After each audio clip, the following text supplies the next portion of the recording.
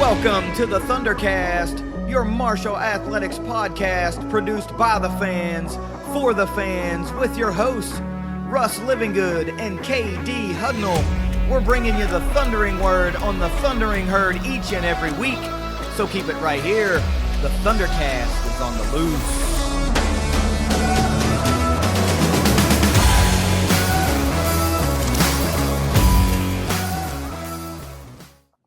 Thanks for downloading another episode of the ThunderCast. You can follow us on Twitter at ThunderCast_pod. Links to all the social media outlets are in the description to every ThunderCast episode, including a link to ThunderCast.online, where you can find more exclusive content on the World Wide Web. And if you're interested in contributing to ThunderCast.online from a fan perspective, then shoot us a DM at ThunderCast_pod. Reach out to Russ on Facebook or any of the other social media outlets that you follow us on. Just send us a message and say what you'd like to do, and we'll see if there's a way we can work you in and be able to contribute to ThunderCast.online. Russ, it is the first episode of Season 4 of the ThunderCast. First off and right out of the gate, how freaking cool is that? Yeah, I mean, if I could throw up something for you and Chris Lane and a bunch of other people out there, you boys know what's up, but 4 seasons is what we're starting right now, but 3 in the belt. You know, we had that first season was only 3 months. You know, we wanted to do everything the start of Sunbelt Conference season, keep everything on there. So it's just crazy to me, this little podcast that we do for fun that started with an idea, and here we are starting our 4th season. Yeah, and it's more than just started as an idea and that we do for fun. It is all of those things. And it's, I just continually cannot get over the reception that, you know, from the fan base and everyone, because it's just so cool, man. You know, like we could just be talking to each other and nobody really be listening. But, you know, we've now published well over 100 episodes. And I think we do a pretty decent job. And I think other folks think we do a pretty decent job. So I'm happy to continue doing it. This is just a hell of a lot of fun, man. It really is. So what do you say we continue the series of position group breakdowns this week in our first episode of Season 4? This week we're going to talk about the secondary. And we've got a really, really nice breakdown of the secondary. We're going to cover, of course, DBs as a whole, which means corners and safeties, all be lumped into one episode here. But before we get into any of it, let's get us a quick word from our sponsors at Leasure Oliver PLLC. Yeah, and these guys have been here with us since day 0, you know, so let's give them a shout out. If you've been hurt in a wreck, call the law firm of Leasure Oliver PLLC. Find them at 304carwreck.com.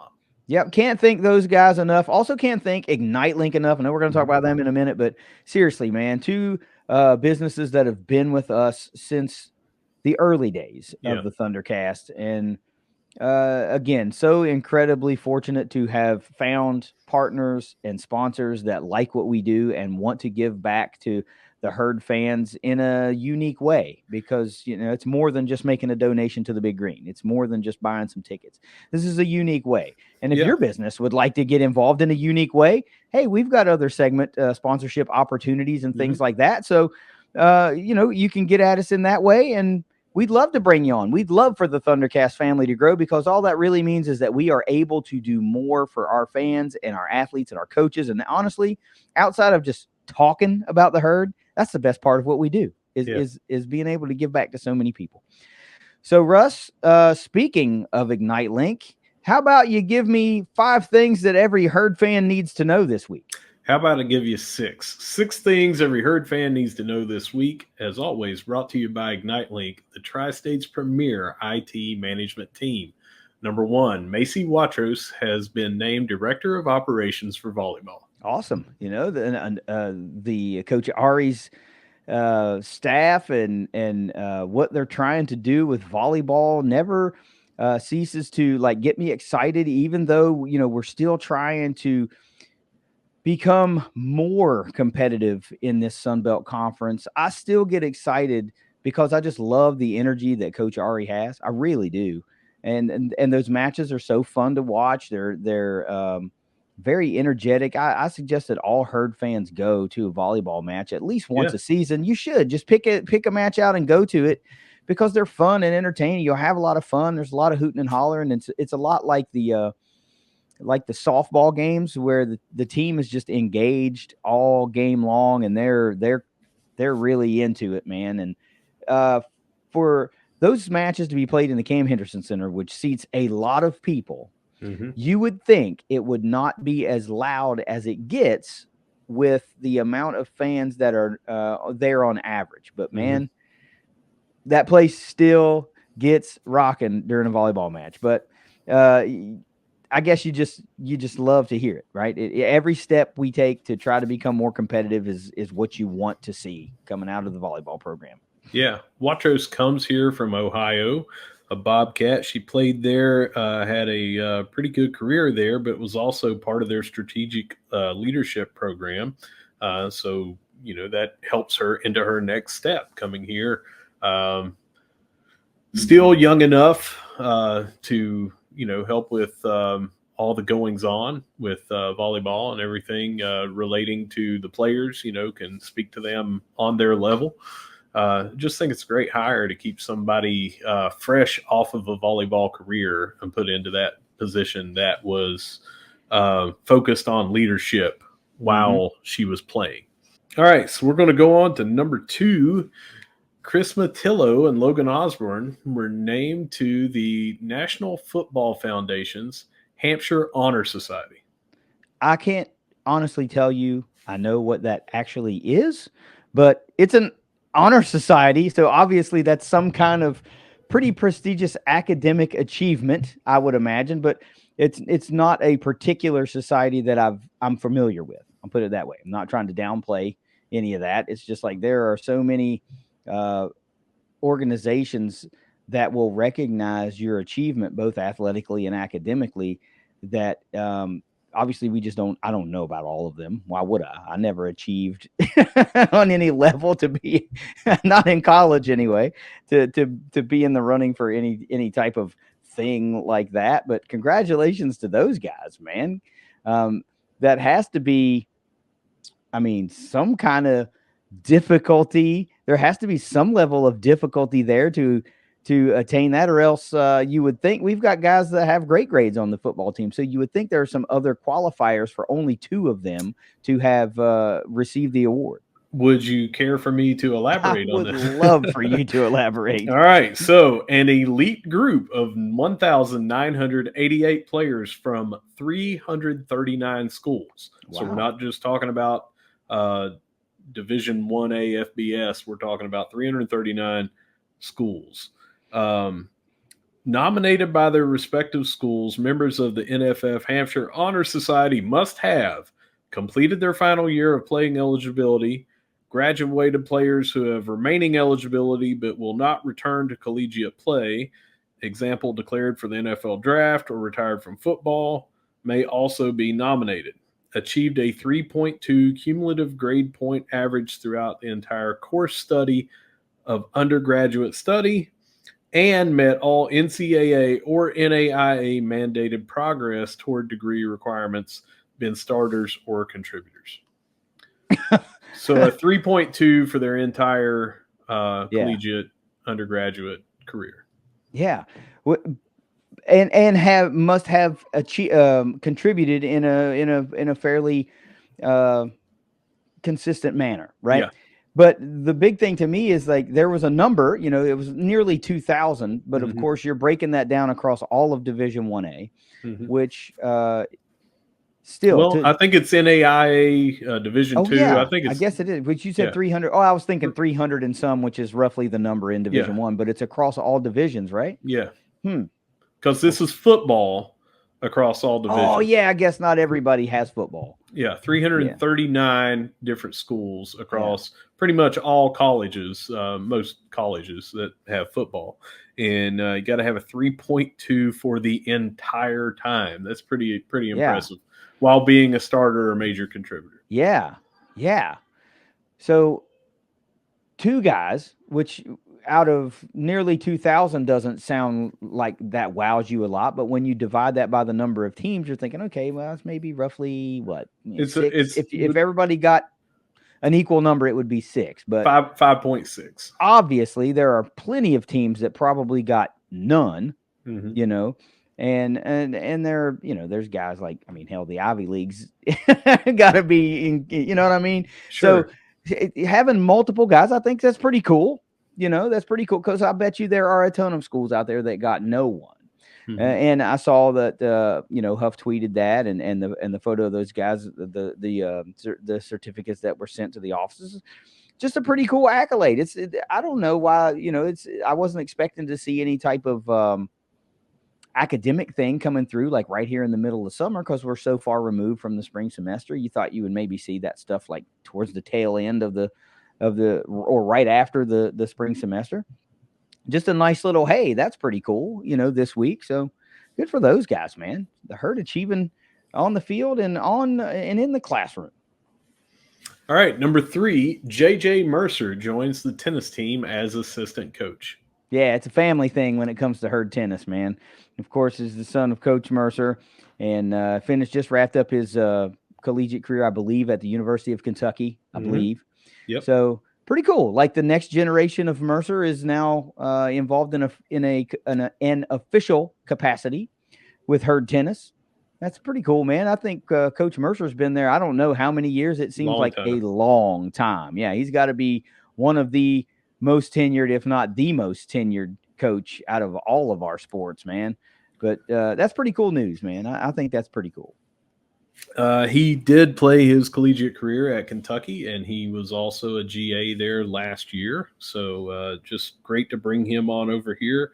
And who knows, maybe that's a succession plan, learn under Dad and follow him when he decides to retire. You never know. Could be. Been a good institution here for the Mercers. Sure has. Number 4, championship rings for women's basketball are available for purchase. They are $275. Obviously, that benefits their championship fund, and they look pretty daggone good. Yeah, I did see those too, man. Those are pretty cool. Yeah, I like that they've been doing this. The athletic department has been doing this recently with all of our SBC champions, and get an opportunity to get your own ring and commemorate that. If that's a unique collectible, right? A lot of folks will go after the regular memorabilia, like I do, helmets and jerseys and things like that. But commemorating championships with your own ring is another animal all in of itself, and that's pretty cool. If you're one of those folks that decided, you know what, that's what I'm going to start collecting.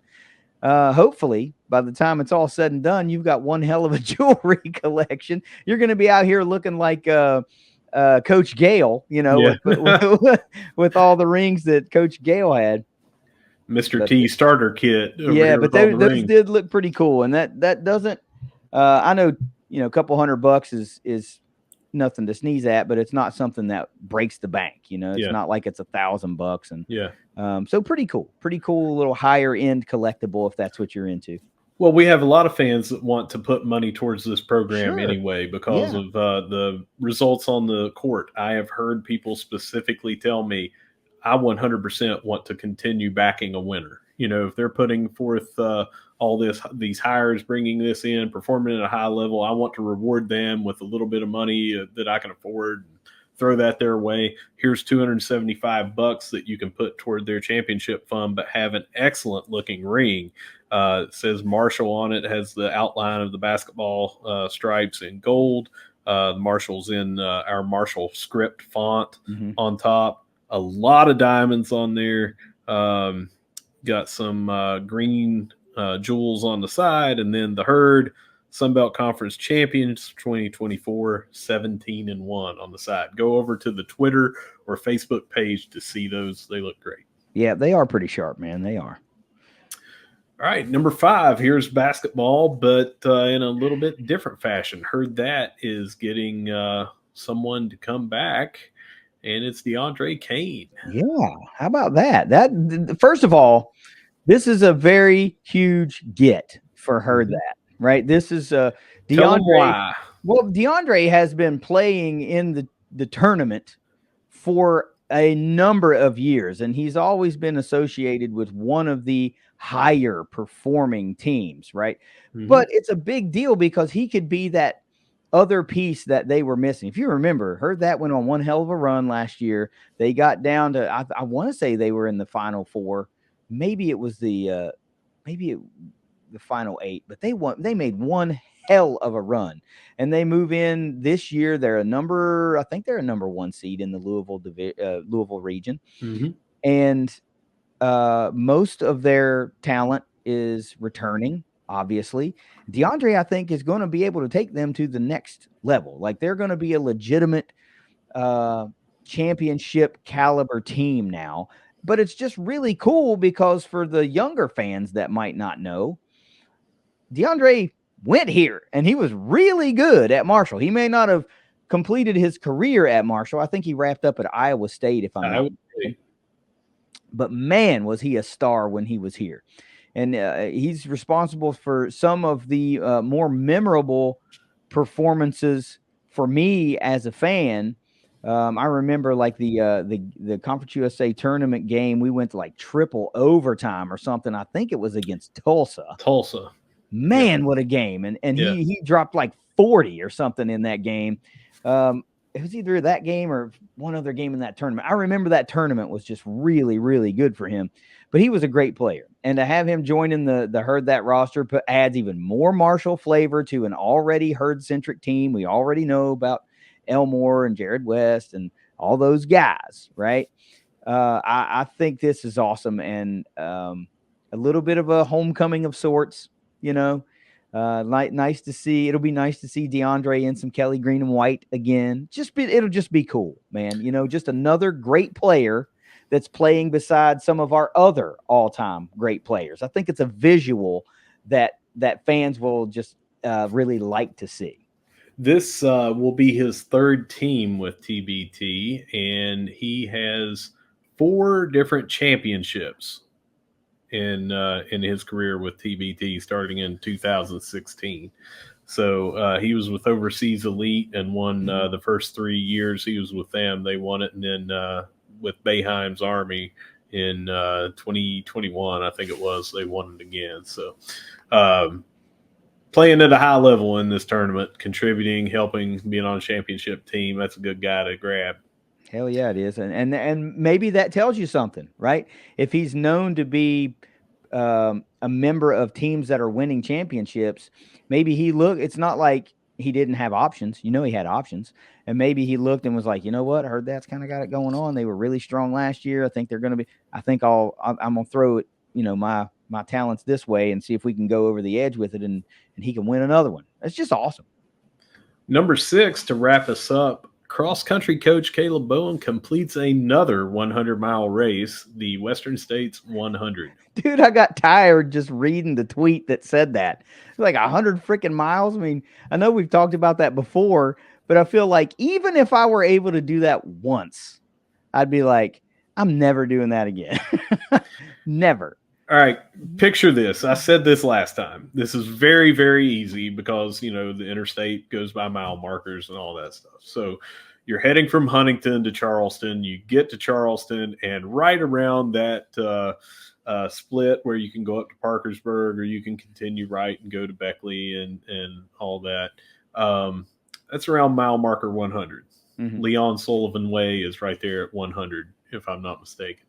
And the state line, of course, is the end of that race. Imagine doing that. That is a long ride in a car. Yeah. And imagine doing that. It's insane to me. It's like, imagine. Yeah. Nah, man. I don't think I would want to. No. I mean, awesome. It's so cool that he does that and has done it repeatedly, but I can't even fathom getting my, pseudo lazy ass off the couch and attempting to even train. How long it would take me to get in shape to do that. This is like, oh, I ran a half marathon or I ran a marathon and Caleb's like, really? I ran like 4 of those. Yeah. So in one race. But I've said it before. I live close to the path, running from Ritter Park down to Memorial Park and everything. And sometimes I will pull out in the morning to go to work, take the kids to school, go to work, and I'll pass him and he's running. And then I'll come home either for lunch or I'll come home at the end of the day and I will pass him and he's running. And I just imagine he's been running all day. yeah, it's like four straight hours of just running. Or 8, yeah. Or 8, yeah. It's Yeah. like you come home from lunch, still running. Go back to work, pass him again. Come home for dinner, still running. Yeah. Dang. But I tell you what, nothing says that our coaches are committed to their craft like continuing to compete. This is the same vein as Coach Zirkle continuing to play and assistant Coach Sid McKinney still continuing to play. It's just the same thing, man. It's just, herd coaches are a little different. We're just a little different, but hey, that's tough. I still can't imagine. I'll never be able to imagine running 100 miles. Not for fun. For fun. It would have to be for a life or death scenario for me to run 100 miles. I use this joke all the time, but I haven't run that cumulatively in my life. So probably, yeah. Yeah. Well, that does it for this week's 6 things every herd fan needs to know this week. As always, brought to you by IgniteLink, the Tri-State's premier IT management team. Russ, how about we move into the next installment of position group breakdowns? This is what I know everybody is wanting to know about. And this week, we told you last week, we're going to be talking about the secondary. And we're lumping in, of course, corners with safeties. It is the entire secondary lumped into this episode because that's just how we roll. Russ, would it surprise you to know that Phil still ranks this unit for the herd as the number 1 in the Sun Belt Conference all alone? We're not tied with anyone else. The herd is taking home the top spot for the secondary. Yeah, that doesn't surprise me at all. Well, it doesn't surprise me based on what this unit is, who it's comprised of. But it did surprise me that we weren't tied for, because it seems like there's always, nobody's just one, it's always tied for first. But nope, the herd's there all by themselves. So herd secondary, coached by Henry Baker, is your cornerbacks coach / co-defensive coordinator, and Bob Shoup, elevated from defensive analyst, will coach safeties this year. Of course, Baker spent his last 4 seasons at Maryland, and Coach Shoup last year was a defensive analyst. Was defensive analyst for the herd. Right before that, he was the DBs coach for the Birmingham Stallions. And in 2022, he was the defensive coordinator for the South Florida Bulls. And we've mentioned many times through the mid-2000s or the mid-2010s, really, he had some really high-profile defensive coordinator jobs. You're talking about Penn State, Tennessee, Mississippi State. Late 2010s, in fact, in 2019, he was the safeties coach at Michigan. So the guy's been around. He's been in coaching for 4+ decades, myriad of experience. If you want to go get a deep dive on just exactly where Coach Shoup has been, he's got a Wikipedia page where somebody has written one about him, and it's got all of his coaching jobs on there, and it is pretty impressive. Russ, let's talk about the portal out. I honestly, I couldn't recall if there was a whole lot of movement in the portal, both to and from, or not. And to me, I was expecting more. There was a fair amount, but I was expecting more for some reason. I don't know why. Portal out from a safety standpoint, just 2 guys, Caleb Horton and Kerryon Martin. Caleb Horton saw no action in 2023. Kerryon Martin played in 12 games with 6 starts for the herd and notched 31 tackles. I'll be honest with you, when Kerryon hit the portal, I was kind of bummed because I like him. He's a Capitol High School kid. I always, with the local guys, I like to keep him if we can. And he played well for the herd. I thought he was going to be a bigger contributor this year. So it was a bummer to see him hit the portal. From a corner standpoint, you got 3 guys that hit the portal. Josh McTeer saw no action in 2023. Miles Bell played in 5 games, no starts, just 3 tackles on the year. We kind of speculated that those came from a special teams responsibilities. But the big one, of course, from both positions is Deani Hill. Deani Hill hit the portal and headed to the U. He played in 13 games last year, 9 starts. 55 tackles, 10 pass breakups, an interception, and a forced fumble. That was a big piece of the secondary to see hit the portal. Portal in guys from a safety standpoint. You got DJ Stepney comes over from Central Michigan, 15 tackles in 2023. Also the wild card to maybe surface in the punt return game. You know, he was an all-MAC performer of that a couple of years ago, but it is on the resume.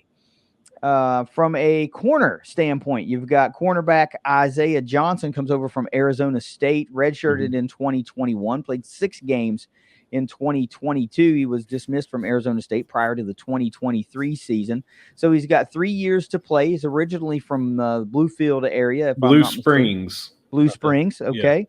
Yeah. Played his college or his high school football in the state of California, though, and was a very, very, very highly rated recruit coming out of high school. I think he was the number 9 corner in California coming out that year.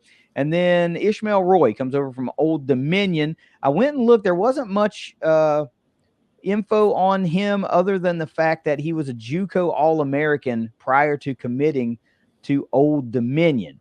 And the guys that have exhausted eligibility and or headed to the NFL, of course, the Iceman, Micah Abraham, and the other one is Jason Went. He was the transfer in from Ohio State just last year. So not a lot of movement, really. So that's probably why this unit is ranked so high, because so many guys played so much football for the Herd last year. Russ, what about all this portal movement stands out to you the most? Well, let me tell you why you were thinking that there was more portal outs than there were, because it hit right after Kerryon Martin and Deani Hill, if I'm not mistaken, were like either back-to-back days or within the same week, and that was 2 players that started quite a bit that we were counting on to be starters, add a whole lot of depth, be the first off the bench, playing the nickel, something like that. We did bring in some quality replacements, but the big thing, which we're obviously going to have to talk about, the elephant in the room, is Micah Abraham moving on. It's just huge. But as we go over this, I know what I've written down for my notes and everything to the questions you're going to ask me. Think it'll play out. Yeah, I think it's going to play too. I'll be honest. It flat sucks. You know, we were on the Worker Bee series for the G5 Hive last week, and when we got to the point of talking about the DBs and stuff, I said it then, and I'm going to repeat it. It flat sucks to lose a guy like Micah Abraham. There's nothing you can do about it. You know, his eligibility was going to be done. He goes to the NFL. What are you going to do? You know, he's not going to be here at all. But guys like that, we have been blessed to have him for a number of years and play in tandem with Stephen Gilmore for a couple of years. And, you know, it's when you have those guys, I'm not sure, at least me, I'm not sure I fully appreciate how good of an impact corner you have until they're gone. Yeah. Because you get so used to so little action going to their side of the field, right. And it's not until they're replaced or you're trying to find the next great one to where you see guys just take a little bit more abuse in the pass game, and you're like, man, really missing Mike Abraham. I don't think we're necessarily going to see that this year. Let me say that from the outset, but it sucks. It sucks to lose him for sure. And it really, really sucks to lose Deani Hill, really, because that guy was going to be, he was a really solid player last year. I think he was going to be the next great, you know, corner for the Herd this year. And now he's going to be playing his ball down in Miami, Florida. So it is what it is. You want to talk about some starters?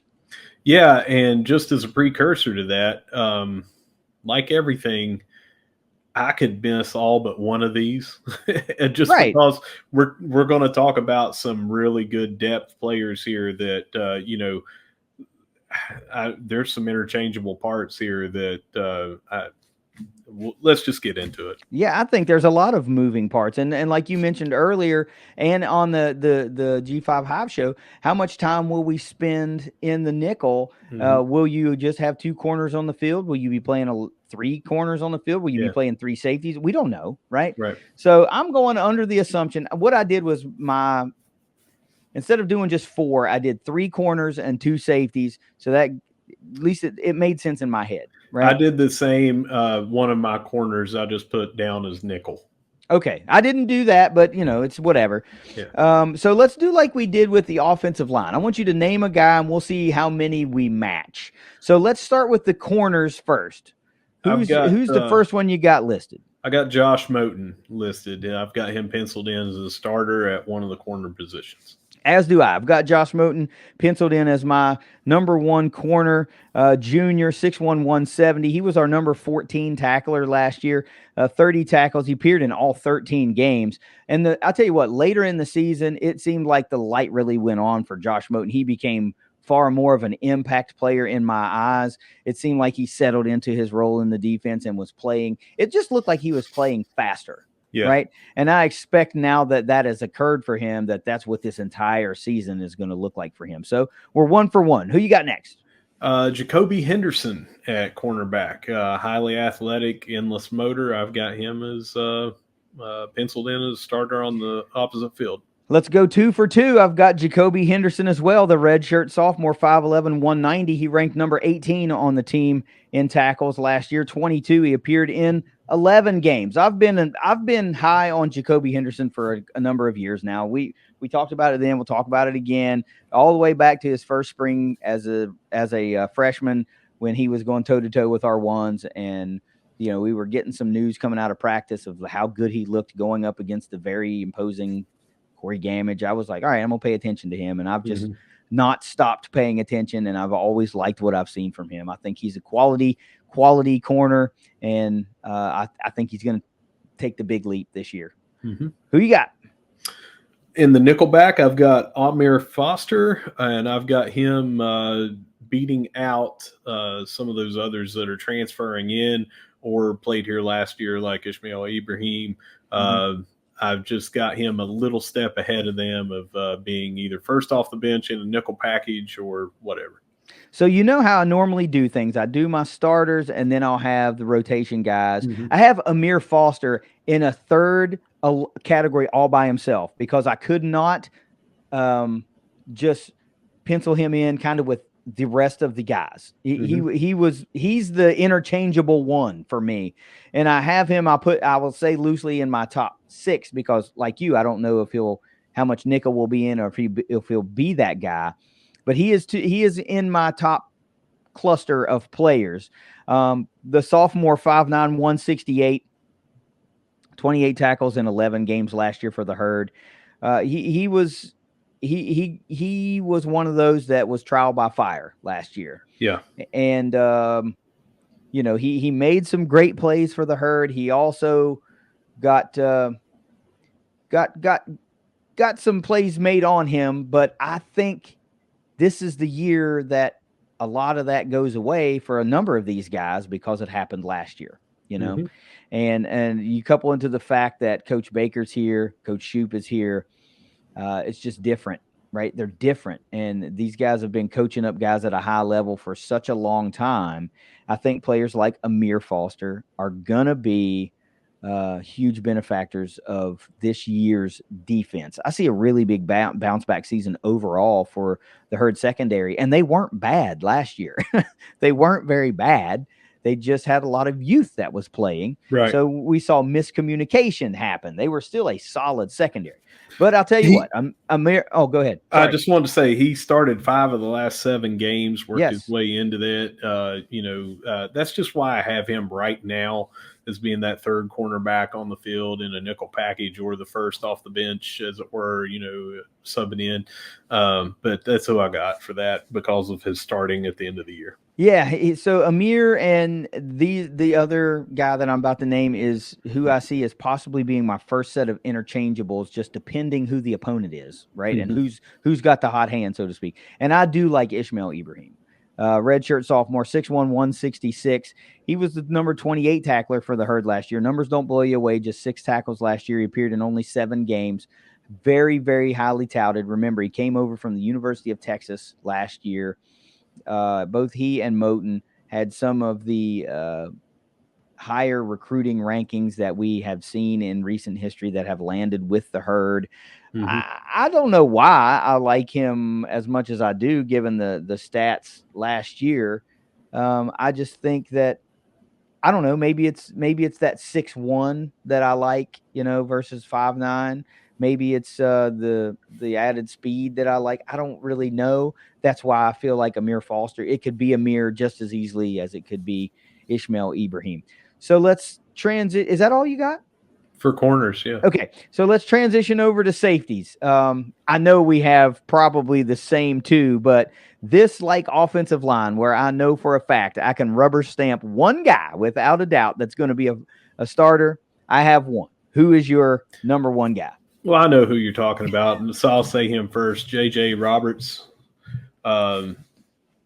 leading returning tackler, I believe, and second overall tackler for us last year, if I'm remembering correctly. Just the heart and soul of that defensive backfield, local kid coming back. So I've got him penciled in to be that cornerback of the unit or quarterback of the unit. Yeah, it's J.J. Roberts for sure, starting at free safety or just one of the safety spots. The redshirt senior, 5'11", 190. You mentioned it all. Number 2 tackler on the team last year. 73 tackles in just 10 games. Remember, he missed time late in the season after the scary injury, and we were all concerned about JJ, and it was really, really relieving to see that he was A, okay, and B, far down the line, but able to play again. Yeah. And even further down the line, able to play at an extremely high level again. He was just a blessed young man, and Herd fans are going to be able to watch him once again at the Joan and on the road suiting up for the Herd. I got to say this, though. How cool is it that the two guys that we have absolutely rubber stamped are both Cabell Midland guys? Like outside of, I don't know which is closer. Is Spring Valley High School closer or is Cabell Midland closer? Spring Valley's probably a little closer, right? It's closer, yeah. Okay. So of the 3 major high schools, Huntington and Spring Valley and Cabell Midland, Marshall's got some guys from all of those. But the 2 that we know for sure are both Cabell Midland guys. There's J.J. Roberts. This is undoubtedly, to me, until someone takes the reins, and I don't know that they can. I think that this is JJ's secondary. You're like, and you might have an argument that this is his defense. I don't know that I don't make those kind of locker room decisions. But he's just a high performer. He's an upperclassman, all the things, and I don't know. Folks love to watch him play, and he's really fun to cheer for.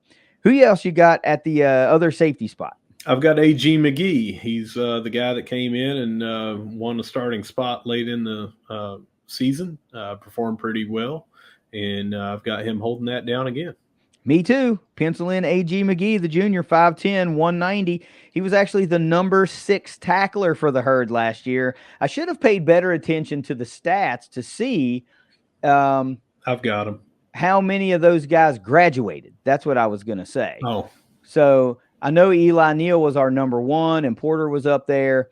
So I wonder exactly who left. So JJ was number 2. So it's Eli 1, JJ 2, Stephen Dix 3, Porter 4, Downey Hill, and then Deani Hill 5, and AG. So AG is your second leading returning tackler from the Herd. Yeah. So pretty cool, man. Number 6, though, he had 45 tackles, appeared in all 13 games, and you mentioned he found his way into the starting lineup late in the season. That's kind of why I think Marshall is rated the way they are by Phil Steele. You see a lot of guys that have played a lot of football for Marshall. A lot of them return. Just imagine what this unit would look like had some of those transfers not transferred out. But, man, they're still going to be pretty fierce, I feel like. How about some rotation guys just to keep track of? Sure. We're going to talk corners. I'm going to give you 4. There are more than 4 other guys on the roster, but these are names that folks are going to remember. They've played last year or transferring in or whatever. You're going to know some of these names. So I've got 4 corners. I've got a trio of safeties for you. First, we'll talk about Isaiah Johnson, of course, the guy coming in from Arizona State, 6'1", 188, the redshirt junior. Then, of course, you got to talk about who I think might be the best hybrid player. We talked about him before with the G5 Hive, Jadarius Green McKnight. If we find ourselves needing that hybrid type linebacker / DB, Jadarius Green McKnight fits the bill the best at 5'11", 212. Also, redshirt junior. Then you got Caleb Clark Glover, a guy that committed to the Herd last year, 5'9", 181 redshirt freshman, and Ian Foster, also redshirt freshman, 6', 179. A couple of youngsters that might find themselves getting some meaningful game rep this year, just like several of the guys did last year. Then you kick on over to the safety side of things, Russ, and one of my favorites that I felt did a really good job for us last year, Daquan Smith, the redshirt junior, 6', 194. Then you follow Daquan up with Corey Myrick. He's a freshman, 6', 180, and round out the safety rotation potentially with Jacob Pickney, the sophomore, 5'11", 188. Look, it's not out of the realm of possibility, Russ, to see some of these guys that are listed at corner to potentially play safety. You know, they're pretty.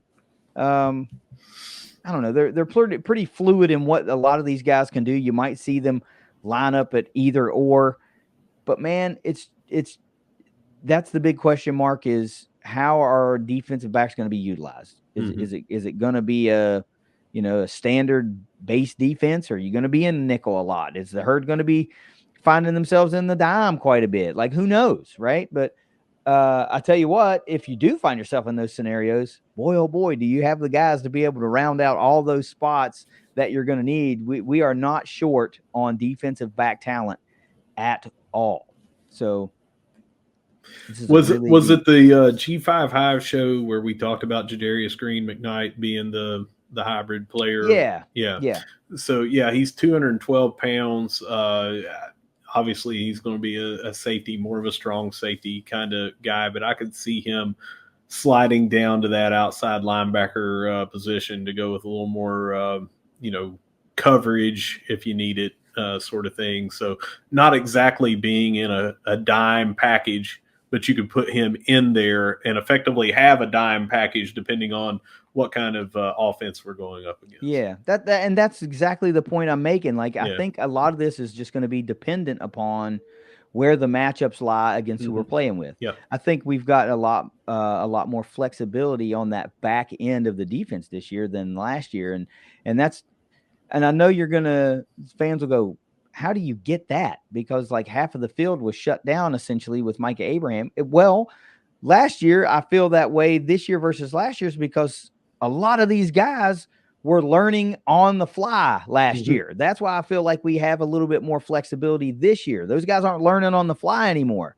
You've got to replace the Iceman. I get it, but I don't think that we're going to struggle doing that. I'm not sure we've got a true shutdown like Gilmore or like Abraham, but you can't tell me you don't feel good about Josh Moten going up against most of the Sun Belt number one receiver. You don't feel good about Henderson going toe-to-toe with their number one receiver. Of course you do. Of course you do. Yeah, and you don't know who's going to be that shutdown guy until they get tested and they just go out there and perform. It's a new year. They're 1 year further into the system, further into the college career. Sometimes it just goes on and clicks for someone and they just step it up to the next level. That's right, man. So that's just why I feel totally good about this unit. You know, it fell under the radar for me when we were talking to the G5 Hive about who we felt good about, you know, these position groups. And I was talking tight ends and we were talking defensive line. And, you know, I think we mentioned the secondary, but I really didn't. I don't think I gave it this position group as much respect as I should have.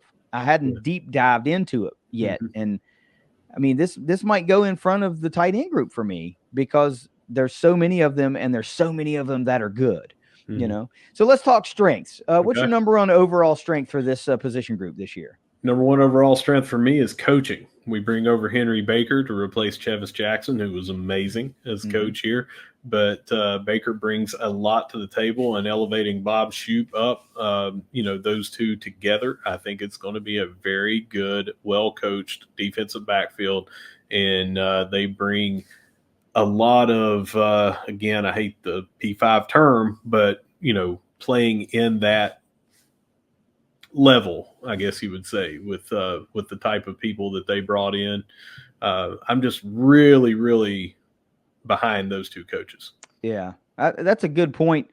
I want to toss one thing at you. I was thinking about this, and we have to use those differentiating terms so often.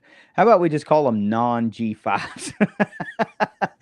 I hate the fact that they make us seem lesser than because we're Yeah. not. Well, how about we call them media But we darlings? call Because them that's basically. assholes for doing that. Anyway, my number one overall strength for this position group is the tremendous amount of depth that is littered across the roster. This is the type of scenario I feel like where Marshall's going to be able to weather an injury or two and not see a drastic fall off in defensive prowess on the back end. This is the first time in as long as I can remember, really, to where I've felt that good about it. We've always had really good starters, and the two deep look pretty good. But I feel like we might go 4 or 5 deep at corner without looking, 3, 4 deep maybe at safety without getting too deep into the roster, and not see a drastic drop off. Of course, if JJ Roberts is not on the field, you're going to see a drop off. You're going to, because that guy's just a game changer. But there are guys that it's not going to fall off a cliff. Like the production is just not going to go away to where all of a sudden 1 or 2 guys aren't on the field and now you can't stop a nosebleed. I don't feel like it's that way at all. So give me depth for the number one strength. What's your number 2? Well, I had that for my number 2, and I put depth, comma, surprisingly. And the reason that I wrote that is because you're losing Micah Abraham, and you take 2 starters that are hitting the transfer portal, and another guy or 2 that graduated, and you're like, okay, it's going to be hard to wait a second. We have a lot of depth here. When you start looking at everything, we brought in some potential high performers in the transfer portal. We have some guys that learned on the job last year that really stepped up by the end of the season. And I think that we now have that depth, as it sounds like we've just discussed. But it also sounds crazy because you lose 2 impactful players to the portal, 1 to the NFL, and you're like, we're still deep. But yet here we are. My number 2 overall strength, not surprisingly, is that there is a lot of experience and playing time across this unit. So it's not just depth, it's meaningful depth, right? There's guys that have been in the live game action scenarios and had to make plays or have had plays made on them. Either way, they either rose to the occasion or learned from what happened. And I think this is the year again that you get to see the benefits of a lot of the lumps that were taken last year. So give me experience and playing time for my number 2 overall. What's your third? My number 3 is JJ Roberts. And that is just because he in and of himself is a strength. He's a leader on the team. Like I said, kind of feels like the heart and soul of that defense coming in after Owen Porter felt like that before. It's just having that experience that he brings, that kind of captain type level of the position group that he's going to bring, and the performance on the field that he's going to bring. Yeah, man, I should have went that way too, because I think that highly of JJ. I think he's that much of a difference maker on a defense. But I just kind of went with generalities for my third, and I just looked across everyone and based on what I saw last year in games, and I just think the third strength for me is that this unit is just uber athletic. I mean, and they have tremendous ball skills, tracking skills. Like, hopefully this year is the year that we see more of those interceptions come down, because the athleticism is there, the body control of these guys is there, the way they track a ball and stay in a receiver's hip pocket. All those things are now there in abundance. What I'd really like to see is that turnover category start ticking up. And I don't care if it's an interception. I don't care. It can be a forced fumble. It can be a fumble recovery. I don't care what the column it lands in, as long as it lands in a turnover for the herd. Do you have any more?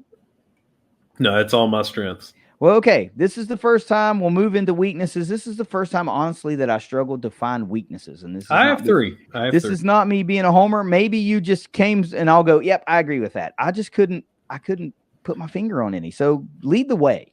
So I feel really good about two of them, and I think you'll agree. But on the third one, I'm a little iffy on it. But number one for me is replacing Micah Abraham.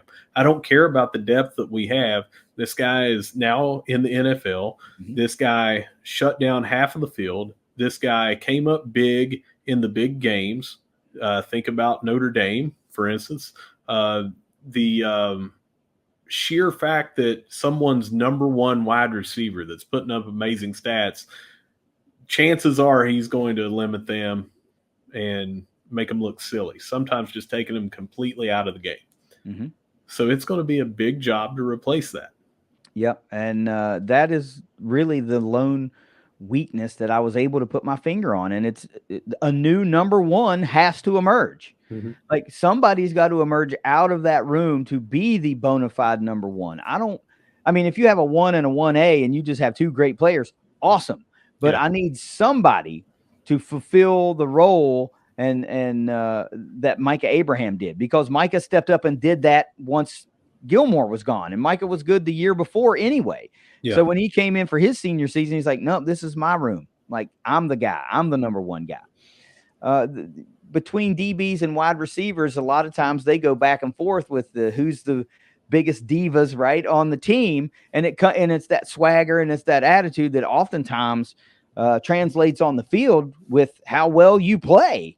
And I need that new number one shutdown corner to emerge. I think he's on the roster. Obviously, he's on the roster. Mm-hmm. But I need to see it. I need to see it after those first two games. We need to be able to be doing a recap and go, you remember when we were talking about DBs? Mm-hmm. Josh Moten's the guy now, or Jacoby Henderson's the guy now. That's what we need to be able to do. So lead me through some other weaknesses. All right. So number two, I've got interceptions and pass breakups. Where do they come from? We return in this group, not counting linebackers, not counting defensive linemen, 5 interceptions and 18 pass breakups.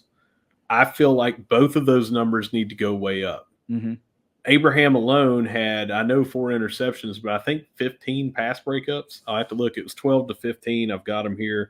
Let's see. Micah Abraham, he had 15. Yeah, he had 4 interceptions and 15 pass breakups. And if you remember, 2 of those interceptions were on back-to-back drives at the end of that ECU game, where it really just helped us take that momentum after being down early and after the long layoff from the weather delay, just really take that game back over and helped us solidify it. So what we graduated, what we transferred out, we really need some playmaker plays. And pass breakups and definitely interceptions, forced fumbles. Yeah, when you talk about pass breakups alone, 15 for Abraham, 10 for De'Ani Hill, that's 25. That's of more the 51 that we had as a team last year. Right, so that's more than you're returning basically from the majority of the secondary. Yeah. Where do those come from? And of course, logic is going to tell you as more of these guys get more playing time, their individual numbers are going to go up. But still, those two guys in particular had a knack for getting those. That's right. And sometimes having the knack is what it takes, So that's a good point. That's a good weakness. I'm not going to be bullish or bearish on that because it's a good point. That's what I want to. I want to sit back and see that as well. For me, it's the same as replacing Mike Abraham. You said it might already be there on the team, and it probably is. And it's the same thing with this. It's just who is going to get it until they do it. Right now, we don't have a lot of returners that have had the pass breakups or the interceptions that we're looking for out of this defensive backfield. If you remember when we were talking about, I believe it's on the G5 Hive show, we really need to get these aggressive, get the ball back into the offense, get the defense off the field, let them have a good rest, especially if we're going to be doing quick scoring, throwing down the field, that sort of thing. They need to get a quick turnover, get right back off the field, let them have a rest. And I think that is what I'm looking for in number 2. It feels like a lot about when we would talk about women's basketball from you. They were just trying to create possessions, right? If you get more possessions, you can score more points, you can win more games. But I'm with you. it does not. I'm glancing down the stats there. Josh Moten had 6 pass breakups last year. Jacoby Henderson had 4. If they're going to see increased time, Mm-hmm. you are expecting those numbers to go up. So, Sure. yeah, I think those guys are there, but they still have to perform. Yep. Those numbers still have to show up in a box score at the end of the game. So, good point. What's the third one? This is a very weak weakness, but just in the trying to come up with 3, I've got inexperience as a starting unit, and that is Abraham left, Hill left, Kerryon Martin left. Mm-hmm. So we're putting 4 guys out there, and this is not the starting 5 offensive linemen where we said this is the number 1 overall unit that has to be on the same page, but your defensive backs really need to be on the same page. Coverage wise, you want to make sure that everybody knows where they're at and they have their assignments and things like that. So coming out the gate, you've got a slight inexperience of putting whatever 4 or 5 together for the first time. That was a weakness for me. I came really close to writing down communication type issues because we saw that last year, and we saw some bad. Yeah. We saw some wide open receivers, just ugly plays. And I mentioned this. Remember in the offensive line episode, I said outside of defensive back having miscommunication, the offensive line is the next one that looks the worst. Just to the eye, it looks the worst when communication isn't on point. DBs are the worst when communication isn't on point because somebody goes uncovered and it's just an easy pitch and catch. So, yeah, I can see where you're coming from there, too. I'm sure there will be a little bit of a learning curve because you can only go – you think you're going full speed in practice, but we all know you're not, even if you think you are, because you're not playing an opponent. Practice doesn't matter on your record. I mean, it does. We know that Monday through Friday matters for what happened Saturday, but there's still just added adrenaline on game day. There's the fact that you want to hit somebody else that's not your teammate on Saturday. That's a good point. Let's move into those questions, and I want to get your answers for those. Who's the biggest loss, if I had to guess? Mike Abraham, obviously. Guys in the NFL. We talked about how he took the number 1 receiver and made him ineffective in a lot of games. Shut down to the point where a lot of people weren't throwing in his direction. That's going to be a huge replacement. And I would say that how the replacement performs up to how Abraham led us to what we came to expect, that may be one of the biggest things that depends on how well this defense does. Because if you're shutting down that number 1 wide receiver, and that gives the defensive line or linebackers just a little more time when they have to go to their second progression and everything, the quarterback allows you to put pressure on that quarterback. That's where the defense changes. It makes a huge impact. So that to me is by far the biggest replacement. Yeah, he's the biggest loss from an overall standpoint, but just like I did with the offensive line, I could have picked just about anybody, but no matter what, Micah was not going to be playing college football. His exhaustion, his eligibility was exhausted. He just also happened to go to the NFL. So I'm repeating that process this week too, and I'm going to pick De'Ani Hill because he's still playing college football. Right, he could have been an impactful corner for the Herd. Instead, he's going to be playing for the Hurricanes down in Miami. Even though Micah Abraham is my bona fide biggest loss, the one that could have still benefited Marshall is De'Ani Hill. Most excited. Who you got? J.J. Roberts, and kind of took a page out of your book with the offensive line on who it's that returning guy that's the capstone of his career.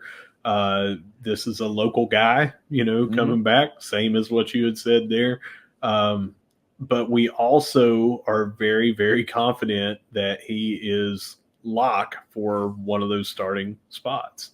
I could have gone a bunch of different ways. Jacoby Henderson and his athleticism and motor and things like that. Josh Moten, what I expect to be put into that lockdown corner role that Abraham did. I could have went with a lot of different ways on this, but I'm going with Roberts.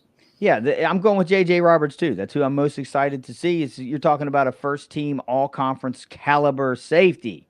The guy that we think could have a legitimate argument as the overall leader of the defense and definitely the leader in the secondary, both by uh, um, word and action. And for all the other reasons you named too. Uh, who you got as your breakout?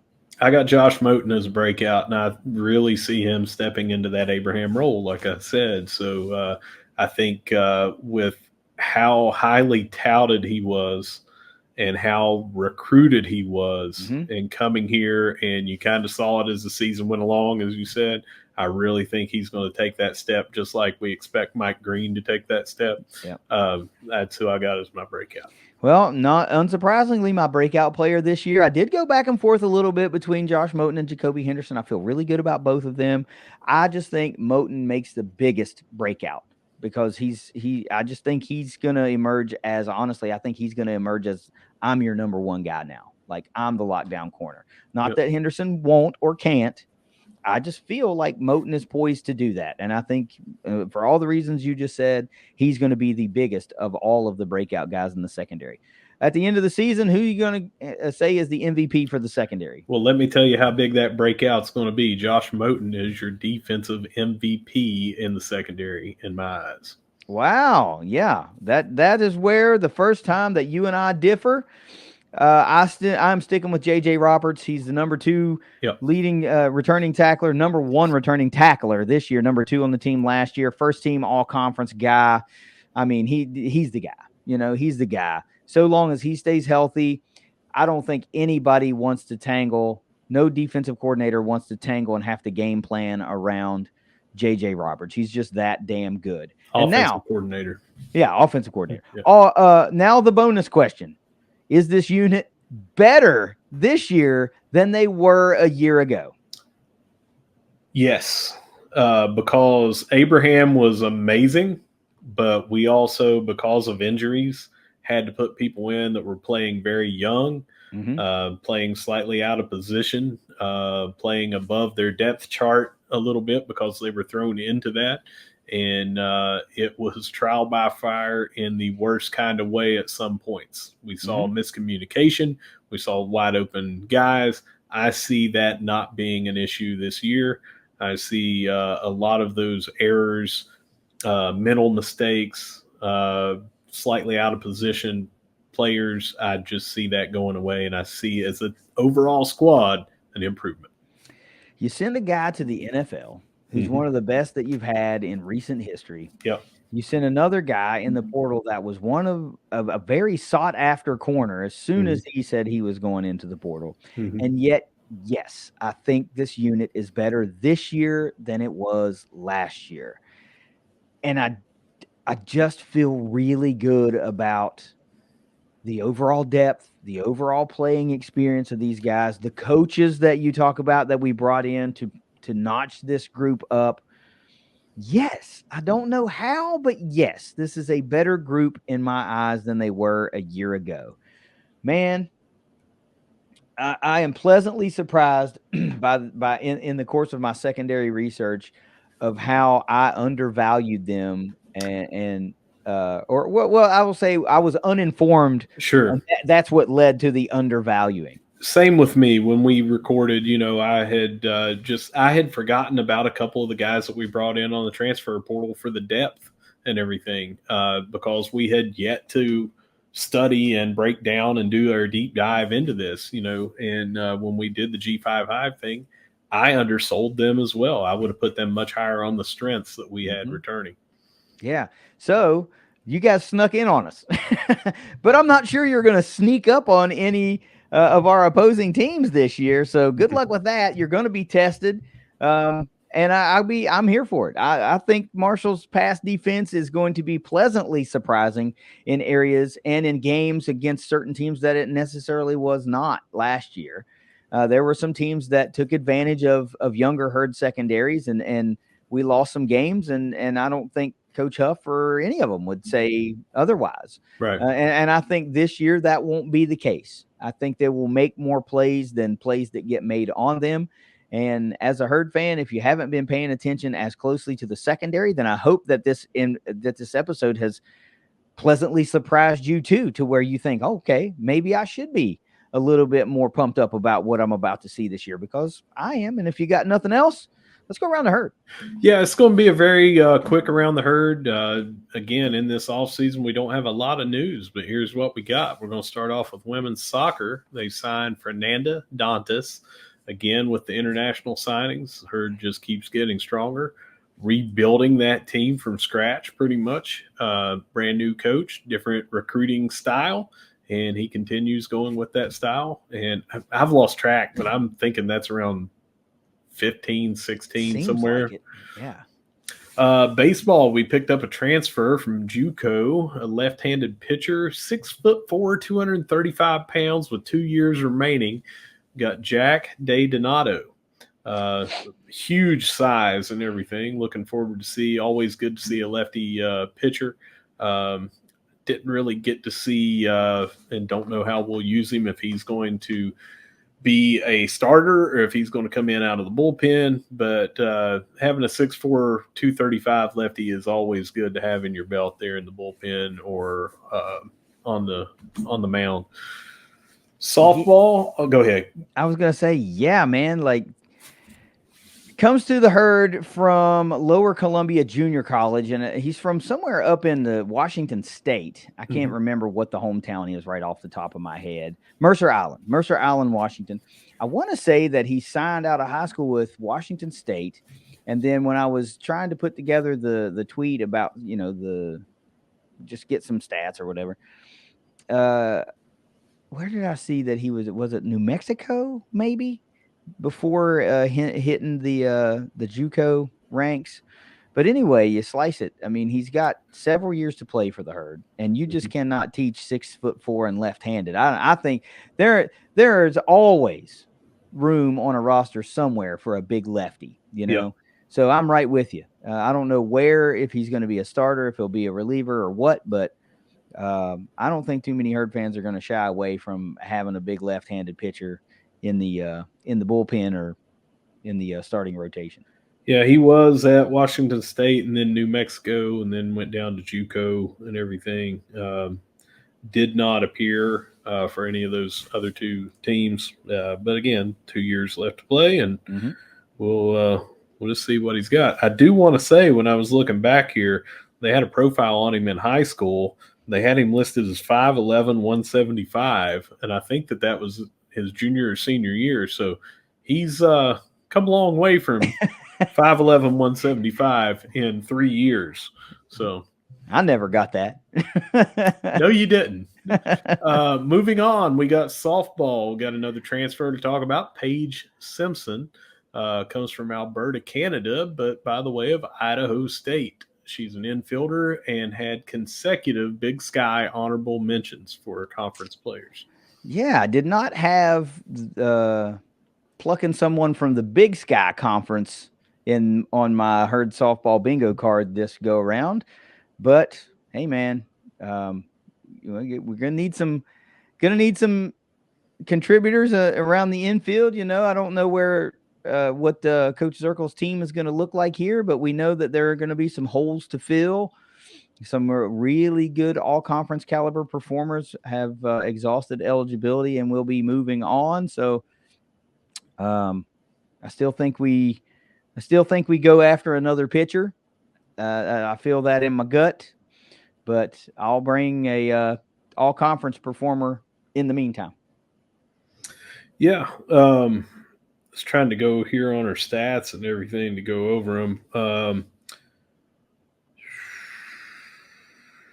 Not a big power hitter, it doesn't look like, but down when you're looking at the stats, but then it has her season highs. She did have, I don't know, it's showing no homers, but her season high was 1 homer in a game, so she had to have one somewhere. Just hard to figure out their stats page. But anyway, that kind of wraps up around the herd. Again, we're talking about occasional transfers in. We're talking about occasional signings and that sort of thing at this time of the year. Yeah, there's not a whole lot to be done, but hey, football. That's why we're talking position groups, man. That is why we do it. Yeah, we're in the meat and potatoes now, and season 4 is here, and we're right into the thick of it. Things are going to start getting more exciting. Next week's position group breakdowns, we are going to be covering one of my favorites, wide receivers and tight ends. This is the first time I can remember we're going to be talking about it in a air raid, an offense named air raid, right? We've had some pretty pass heavy offenses or balanced attack offenses that have had some really great and dynamic downfield threats.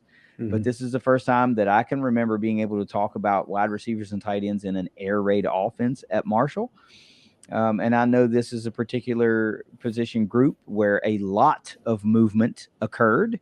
Yes, it has. And I think there are a lot of folks that are patiently waiting to hear about the wideouts and the tight ends. So, Russ, if you don't have anything else, take us out of here. Yeah, so whether you see us at the Jack, whether you see us at the Joan, whether you see us at the Cam, no matter where you see us, we're going to be saying, go Herd. Go Herd. It's the ThunderCast. We'll see you next week. Later.